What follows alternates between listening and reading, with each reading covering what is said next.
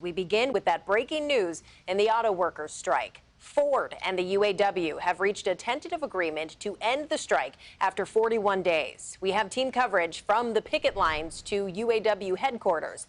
Let's go there first to Andres Gutierrez. Andres, I want to remind our viewers, we are only talking about Ford here. This deal does not include GM or Stellantis. So what do we know right now about this tentative deal with Ford?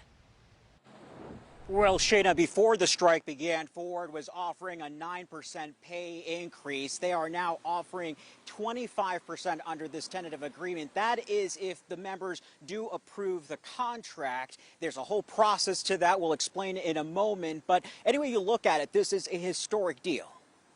For months, we've said that record profits mean record contracts. And UAW family, our stand-up strike has delivered. A major breakthrough coming on the 41st day since the first wave of UAW workers at the Big Three hit the picket lines. We told Ford to pony up, and they did. We won things nobody thought was possible. Under the tentative agreement, workers at Ford will get a 25% raise. 11% of it kicks in at ratification. Throw in the restoration of the cost of living adjustment, and that puts the overall pay increase at over 30%, which is more than $40 an hour. For decades, temps at the Big Three have been abused and exploited. Over the life of the contract, temps will see raises of over 150%. The deal brokered 2 weeks after the union struck Ford's largest plant, the Kentucky truck plant, then hitting Stellantis' cash cow in Sterling Heights on Monday and GM's Arlington assembly plant on Tuesday. Ford knew what was coming for them on Wednesday if we didn't get a deal.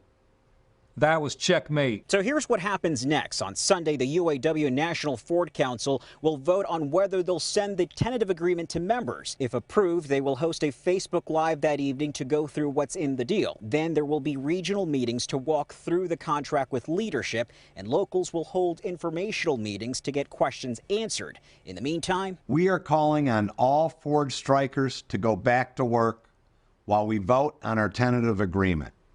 Like everything we've done in this stand-up strike, this is a strategic move to get the best deal possible. In a statement, Ford CEO and President Jim Farley said they're pleased to have reached a tentative agreement and wrote in part, "We're focused on restarting Kentucky truck plant, Michigan assembly plant, and Chicago assembly plant, calling 20,000 Ford workers back to work and shipping our full lineup to our customers again." This agreement sets us on a new path to make things right at Ford, at the Big Three, and across the auto industry.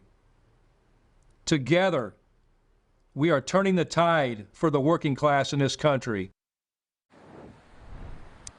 Now, as all of this does play out in the coming days, the union will send out instruction to Ford workers on what are the steps to return to work. Important to note that this tentative agreement did come the day before Ford is expected to announce their earnings for this latest quarter.